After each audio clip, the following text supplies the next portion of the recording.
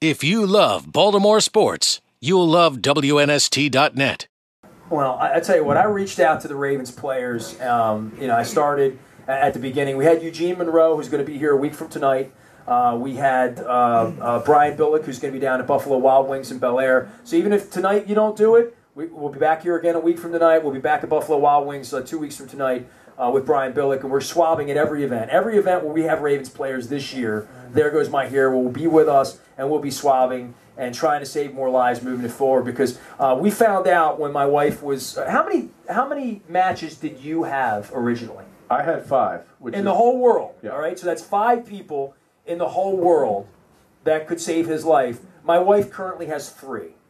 There are 3 people walking on the planet that are in the registry that they feel like would be a good match with my wife, and we don't even know where the process stands at this point. We're just trying to get her into remission and get her cancer-free. And it's funny. Just give me your story with Flacco and the guys, because I sent the text to Joe that morning and Dennis. I didn't send it to you, but word got to you, and Justin Tucker texted me right away, and I'm like, how does Tucker know? And it turns out you guys were all birds flocking together. Yeah, yes. we've done this trip for the last few years. We get together, sometime in the off season, but we just happened to be together, and I guess Joe had already known about it, but he brought it up, and so we were all talking about it, and then you literally texted me. I think it was that day or the next day. And so, it was something we'd been talking about, and we continue to talk about. We talked about it again today, and I know he wants to help out. Dennis wants to help out.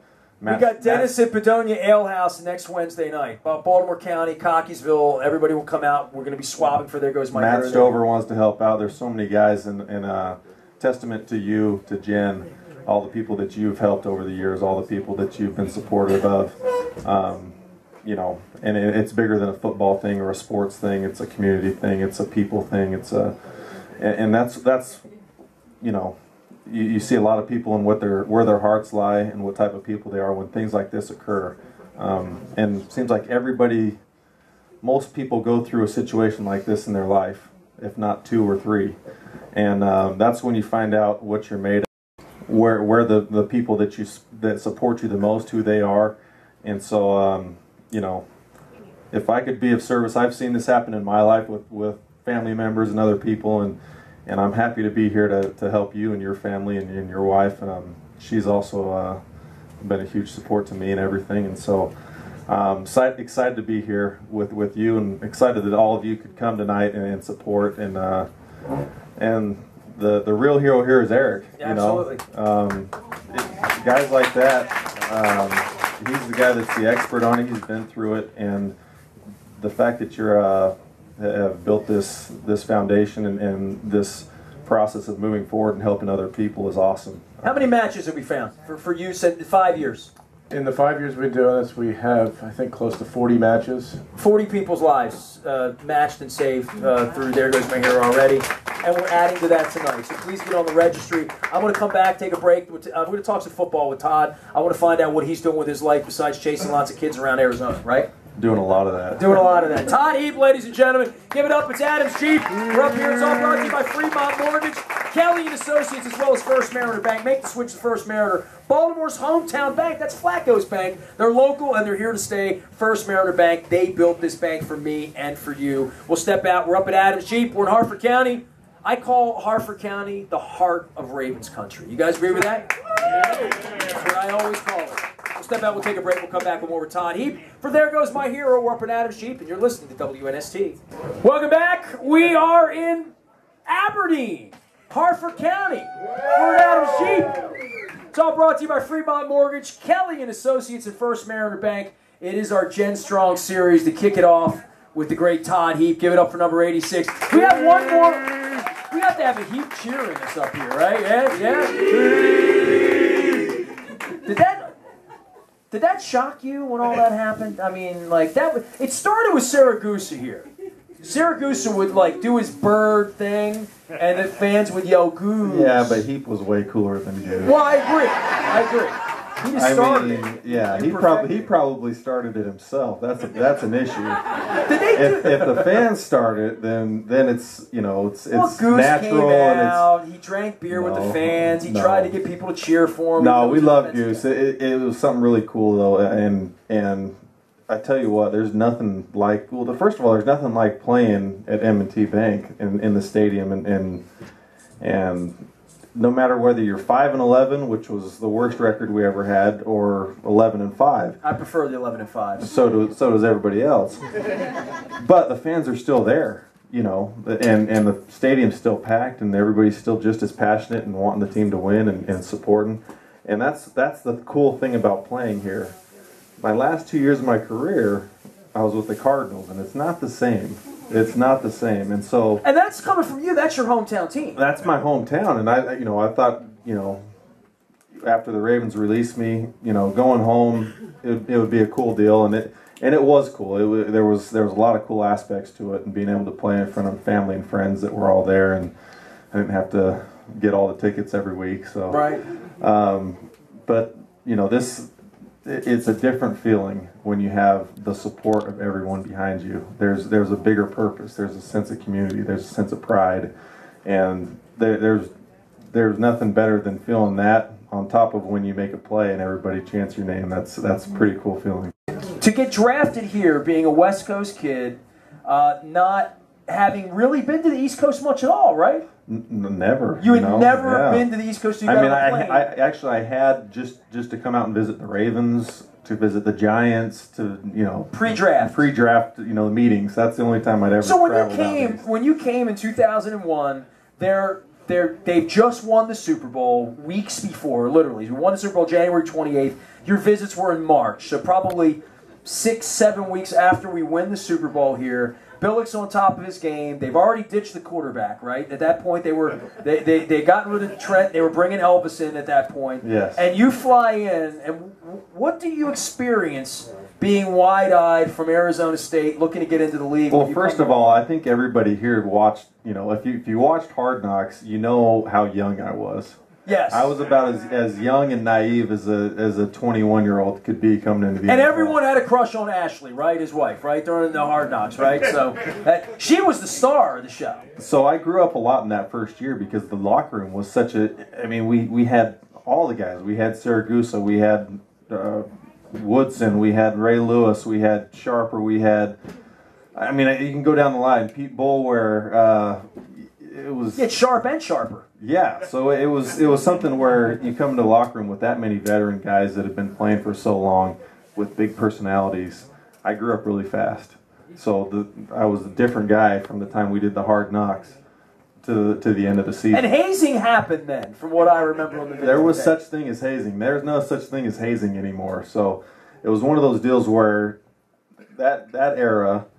You came in, and if you didn't come in with the right attitude, you were going to hear about it. Nowadays, you guys can come in with a different attitude, thinking they own everything, all the social media, all the hype, everything. Like Pitta does. Yeah, exactly like Pitta does. That's all right. I hammered Pitta down because I was still from the old school, so I had to knock him down a few notches early. But no, Pitta's a great guy, and he's one of my favorite guys. But that's how it was coming in, and let alone coming into a Super Bowl winning team.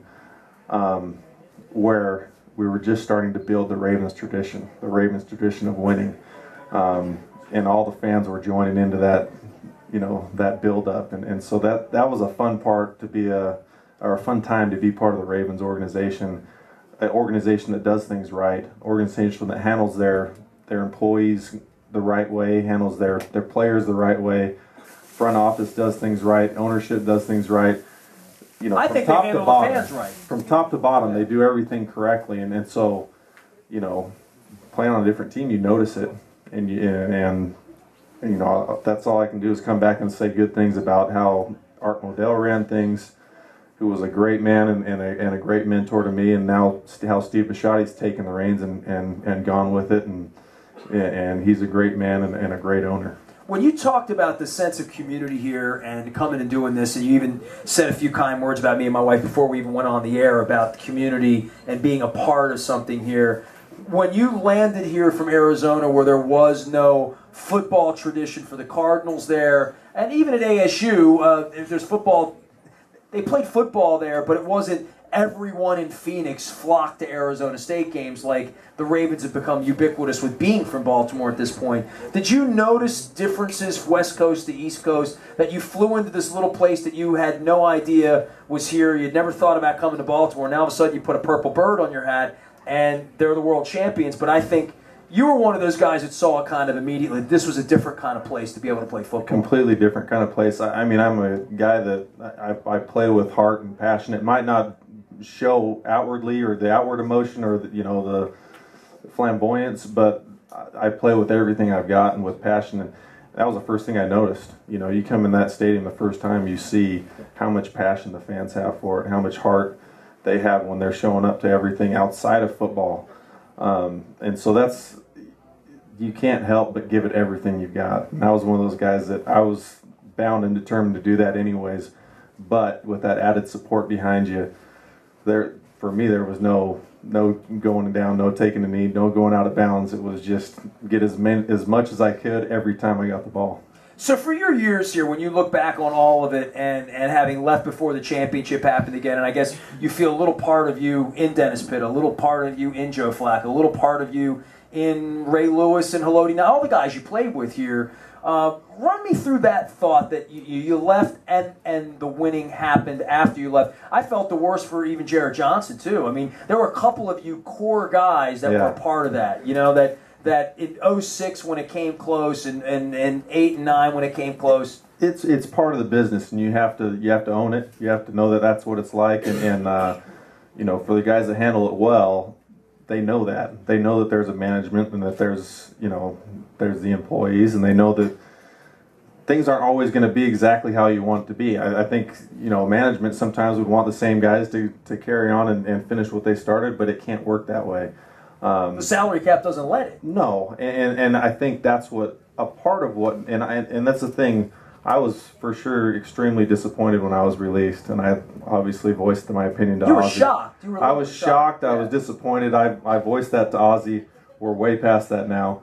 But, at the same time, you got to understand how things work, and you got to take it in stride and understand that it's not always going to end how you want it. So, I tried to handle it the best way I knew how, but, we built so many great teams over the years, and it was part of we had such a winning tradition it was so fun to be a part of.